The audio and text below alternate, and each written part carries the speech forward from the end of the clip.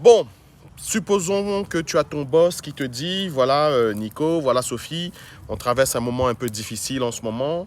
On va réfléchir à alléger un petit peu les équipes, les ressources humaines. On cherche une solution pour, comment on peut dire ça un petit peu, se délester un petit peu des équipes appel entrant, appel sortant, parce que ça nous coûte cher. Et du coup, il te mandate, il te met responsable de faire un sourcing pour prévoir un petit peu de l'externalisation en termes d'appel entrant, appel sortant.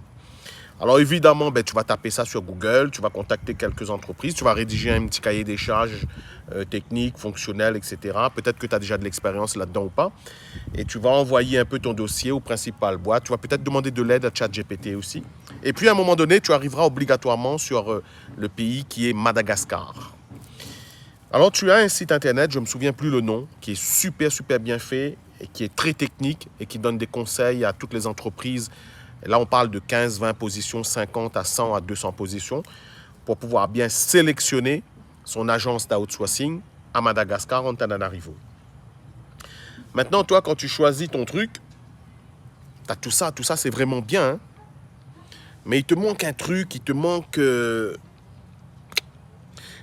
parler avec un gars qui est sur le terrain, quelqu'un qui fait déjà ce job-là, ou quelqu'un qui travaille avec plusieurs agences ici sur place et qui connaît les forces et faiblesses de chaque agence, les avantages et les inconvénients, et qui connaît beaucoup plus en profondeur ce que fait ces agences-là, ce que font ces agences, qu'un simple portail comparatif.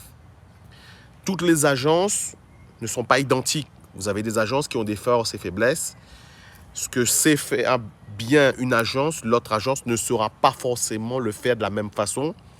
Le process de recrutement, l'onboarding et surtout le process de recrutement, les process de recrutement sont différents d'une agence à une autre, d'un centre d'externalisation, d'un centre d'outsourcing à un autre centre. Ils ne sont pas tous pareils.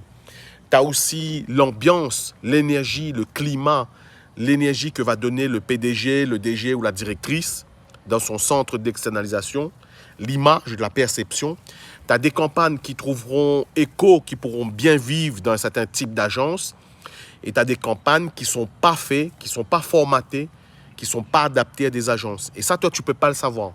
Impossible de le savoir. Tu as besoin d'échanger avec quelqu'un qui est présent sur place, qui vit les choses, qui va te donner une orientation. Si tu veux échanger de ça, il n'y a pas de souci. Clique dans le lien qui est en profil, dans ma description. C'est généralement mon lien WhatsApp. Et moi, j'échangerai avec toi avec grand plaisir. Si j'ai la réponse, je te le dirai. Si je n'ai pas la réponse,